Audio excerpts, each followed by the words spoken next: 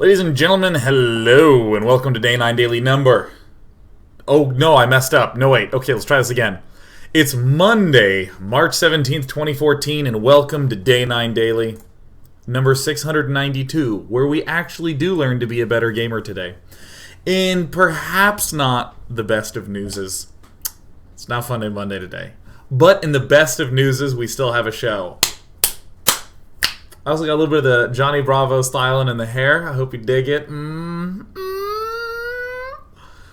This week is GDC, the Game Developers Conference up in San Francisco. So I'm here. I'm in the SF area. And I'm on a green screen. That's why my bed is made. Because why would it be made if I were actually home? So there will be no show tomorrow and no show on Thursday because I'm finalizing prep on Tuesday and doing the talk on Thursday. The cats are here with me. We're getting all GDC'd together. Wednesday I'll still do a Hearthstone show. Friday I will thrilledly be doing nothing but streaming, playing video games to unwind. And let's talk about today's show. Today's episode, we're going to look at the late game, more like mid and late game tactical decisions in Zerg vs. Terran by the wonderful players TLO and Jjakji. Oh, yes, these games. It's just so great, because normally in Terran vs. Zerg, there's nothing special in the first 10, 11 minutes at all. There is no unique build orders, timing attacks, things to consider. For the most part, once you get high up, people are like, look, I just want to do my thing and will agree to battle in the late game. So casting it can often feel very repetitive and very redundant. But fortunately, the matchup is absolutely beautiful in those mid and late periods when it comes down to tactical and strategic army positioning, which is going to be the big focus of today. And probably really the only focus. We'll talk about what the sort of base openings are and why there's this sort of, I don't want to say solvedness, but just sort of the calm consistency that players use with the same openings. And then we'll spend a lot of time looking at both these sexy beasts do their thing. Late game and mid game can be very tricky with how to move your units around, where to position them, how to create opportunities for yourself. And normally, if you are good enough to create a big opportunity for yourself, you immediately win. But TLO and Jjakji are so good that they keep not losing. So we get to see multiple opportunities within the same games. So without any further ado, I'm going to hop into it. Alright, here we go. We got Kingston HyperX TLO from Team Liquid. And we got Jjakji from My Insanity. That basically has the Korn... what album was it? Was it Freak on a Leash? That had that album cover. Oh, it was a good album. I really like that. Also, if you hear some noises and some thudding and thumping, the cats are pretty rowdy today. So what I'm going to do is we're going to zoom back even more, and let's talk about everything Jjakji's doing to the 10-minute mark.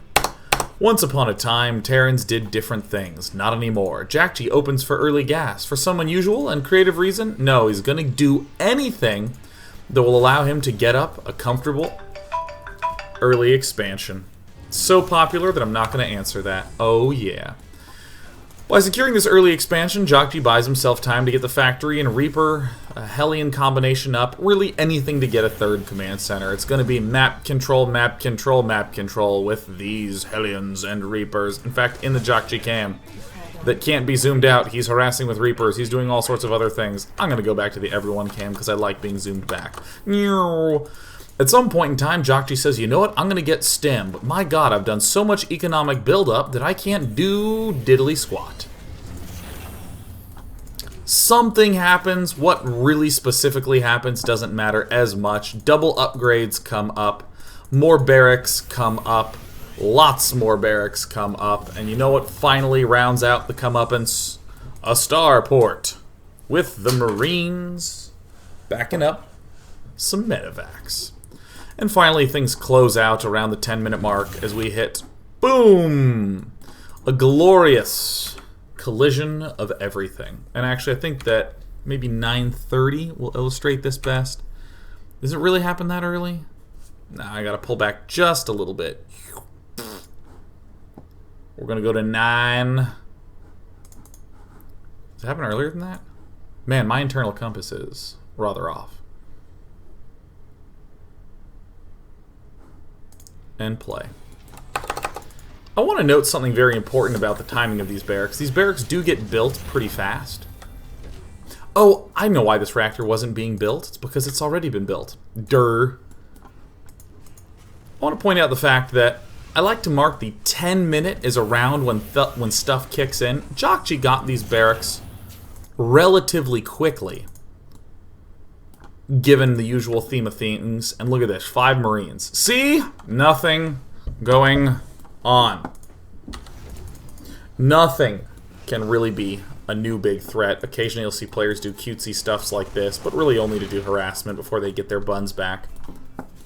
And again, up until the 10-minute mark, there's really just no medevacs. I mean, combat shield isn't even done. Standard. Let's do the same little exercise for Zerg. It's a bunch of barracks, Marines, Marauders, mines, and of course those upgrades. We're going to do the exact same thing for TLO.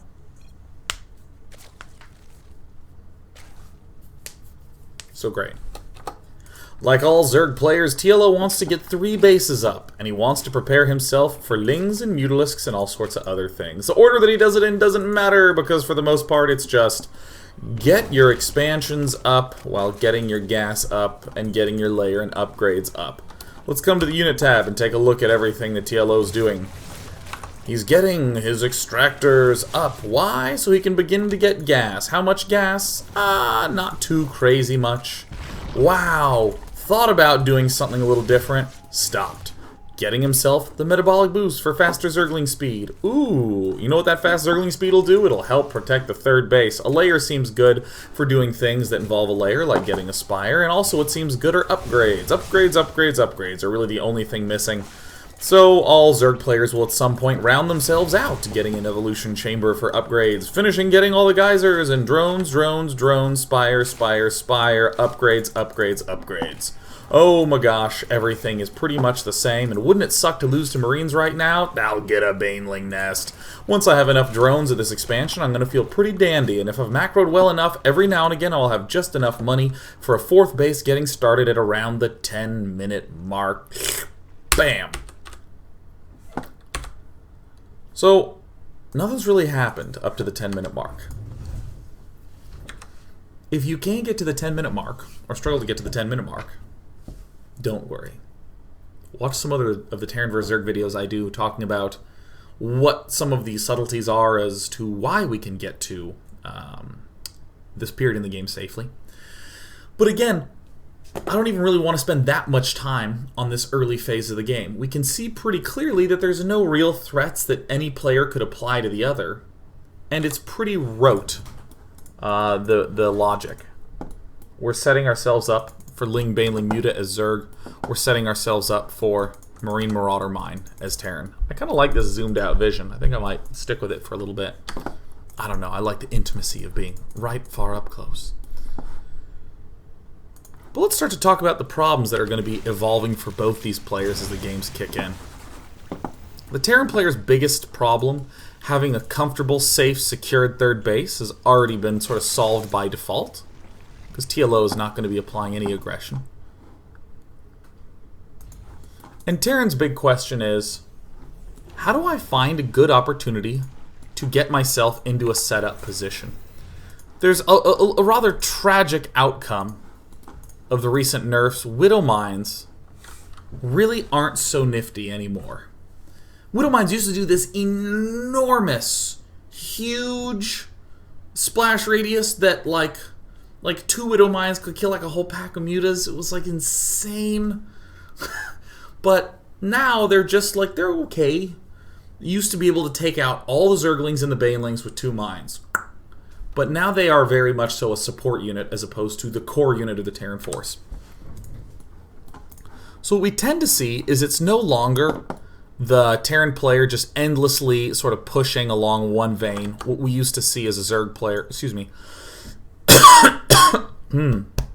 we used to see a Terran player just set up like here and non-stop rally and eventually break. But that's much different as mines are much weaker. We have to kind of get into a good position and get out before we can get hammered away. TLO's big problem will be applying any pressure at all to Terran while being able to defend this fourth, defend this backside from drops. This is kind of a straightforward interaction. Both armies are just kind of engaging each other. It's a timing to try to strike before the Baneling speed is done. But the Baneling speed's done, so Jjakji gets the hell out of there. So let's go ahead and look at Frost and think about some of these attack angles that are of big question. Often we might say to ourselves, well, this is a good attack angle over on this side. Because it's a very thin path. It's very easy to plant mines. It's a relatively short reinforcement route from our rally point, which we can see is right here on the main screen. But this base is quite vulnerable. Not to Mutalisks, because Mutalisks just take too long to fly down and back, but Zergling counterattacks, Baneling counterattacks are definitely a pretty significant threat. We can also get surrounded by a Zerg coming in. And you'll note that it's almost the exact same problem as pushing up along this side. But fortunately, this base isn't as vulnerable to counterattack because, well, again, it's the rally point. So there's not the best choice for the Terran player in general, but Jjakji's just doing some very good basics. He's clearing out vision. If we look at TLO's vision, we can see how much it's been chewed up. Only has these, really the leading Mutalisks, which is always a little tricky because there can be mines sort of hidden in the woodwork. So I'm going to speed things up. Nothing too amazing, nothing too nuts is happening right now. But here is the move that I really like out of Jjakji that we're going to see all game long. You heard me say this, we'll see it repeated constantly. How do you get this into a good position? You get all of one type of threat out of position, like the Mutalisks back here, or the Zerglings and the Banelings back here, so that you can get this push into a good position. And already just good basics I like out of Jjakji. He's flying this right through his center of vision, and we'll actually see. He waits till he's here to move all the way up into this side. Now notice that if I just go to the minimap, I'm going to trace along this. You'll see that it's avoiding the watchtower's vision. It's not about getting there quickly, it's about getting there safely. Very often in StarCraft, things are about getting quickly. You know, like you want to get your upgrades more quickly and get more units out more quickly and get extra bases up quickly. But Jjakji really does not want to get there fast. He wants to get there safely and as far back of a position as possible. TLO's done something rather interesting, going up to 90 drones. 90 tends to be quite a lot, but TLO is going to rely on the space on the map feeling quite large. And here's the first example of it.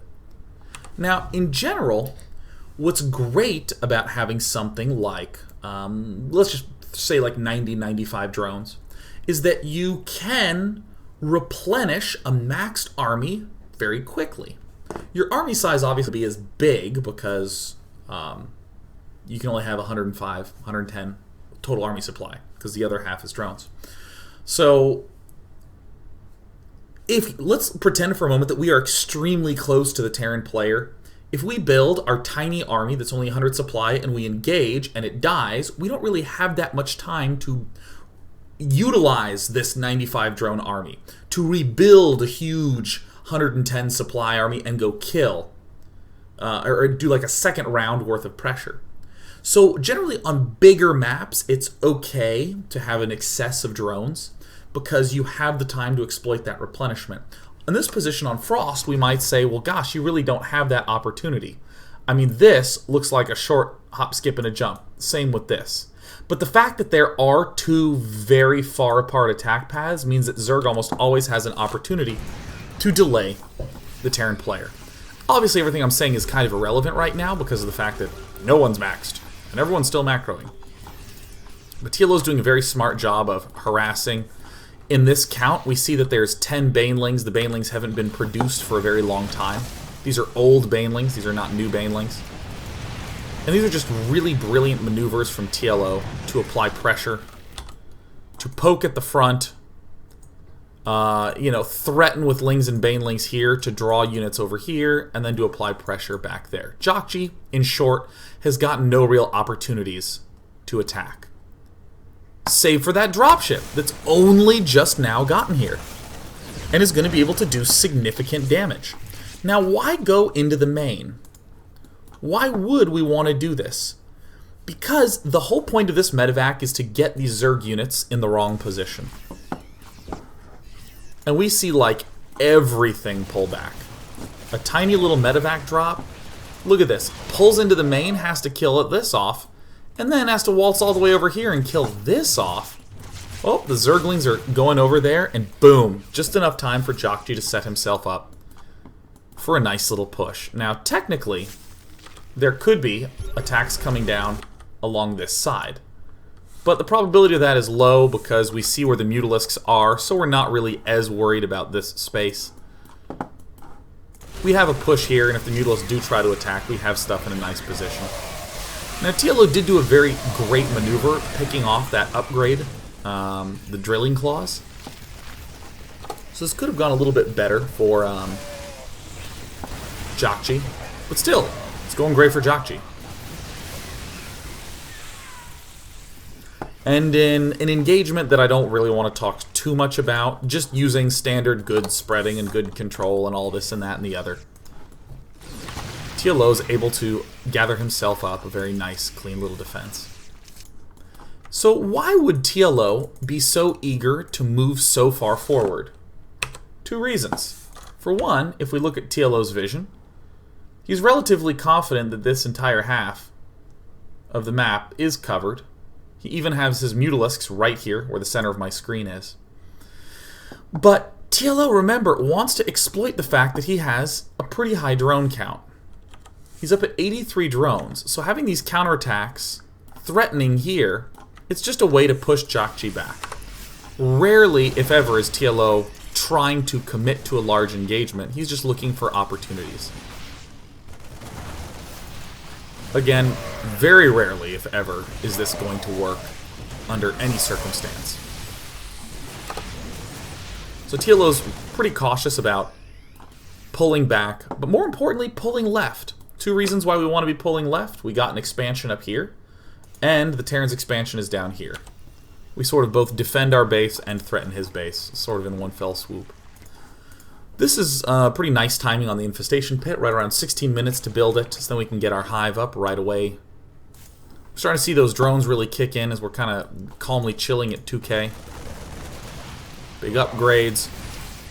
And TLO, I love that he has this split where he has the Ling Banelings on this left side, he has the Mutalisks on this right side, so the Mutalisks can always threaten down here. We haven't really gotten the chance to talk too extensively about Jjakji. Jjakji has been the one on the defensive end of things. How can he possibly collect himself together to do a nice big push? Yep, that's right, medevacs going right through the vision that was controlled, cutting itself up here, and yeah, look, it's the exact same play yet again. TLO is just so diligent about doing this. Jjakji, after his first failed push, as the Mutalisk count gets high, now we're starting to see the Thor count begin to rise. But we see the advantage of TLO's move a few minutes beforehand. The Mutalisks are getting to attack. This looks like one of the most mystical and rare things. This is like a unicorn in Zerg vs. Terran. Oh. Sorry, I was fiddling with my hair during the cast. It's got to be truly Johnny Bravo. Perfect. One of the most mythical things to see out of a Zerg in this matchup is the Mutalisks in the Terran base.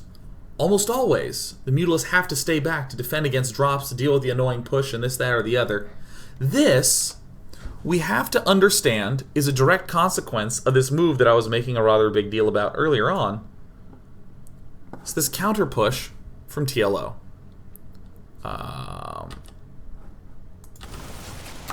Remember, here was a drop, and this thing here, and then there was this push here.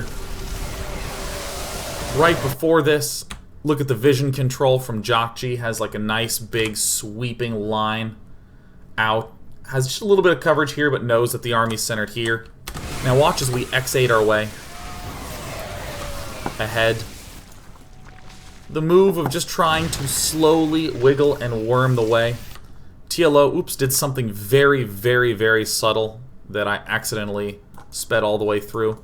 TLO pulls all the way to this right side in this sweep down. This is going to cause Jjakji to be a little bit cautious to pull up to high ground to make sure he can defend this and to deal with this versus the Banelings. So this move right here from TLO sets TLO up nicely to, later on, attack with the Mutalisks. This does not look like a setup play. This looks like a potentially failed attack. But again, we see on the minimap, look at how on the defensive Jjakji is. Look at the Jjakji cam. TLO moving this Mutalisk flock into position. And then the instant this expansion begins to come out, there's a big opportunity. Oh, you're moving out this way? Fantastic. I will cut down here. Easily. When is this move bad? When is this move dangerous? When the Terran army is, say, here, or here. But if the Terran army has only just begun to leave the base, that's when these Mutalisk counterattacks are very, very strong. Everything else is pretty much defended right now. But if we can get the Terran just as he's leaving the base, we'll be in good shape. What gets targeted isn't, so important. The closest thing that's valuable is always the good play. Oops. Kind of sped through this a little bit. Again, what's a big advantage of a big map when we have a big map, aka when we have a lot of time to spare to rebuild a new army? Well, as long as the Terran army isn't too close to us, we get the opportunity to just do little throw some unit away type attacks. And this is just a lovely play by TLO here. Just waltzing directly in, dealing some direct damage, floating directly in, dealing some more direct damage. One last thing that I want to do as I'm stopping here is just noting generally good little moves by TLO, because in the TLO cam, he can see that the main army hasn't really advanced yet. He's had units moving through here, so he can see the main army hasn't advanced yet. Really great series of attacks. Now, as you saw on the minimap, Jjakji is doing some pretty amazing stuff with some drops. We'll get the opportunity to look at those at the start of part 2. But I just think that both these players are so good. Jjakji's good at sort of holding back and then sending drops and exploding into motion and then withdrawing, repositioning, and then exploding back into motion. It's really, really cool. So we'll be looking at that when we head back into part 2. And this is the warm-up game, I would say. The next game that we're going to see on Polar Night is gorgeous. We'll do it after the break. Woo!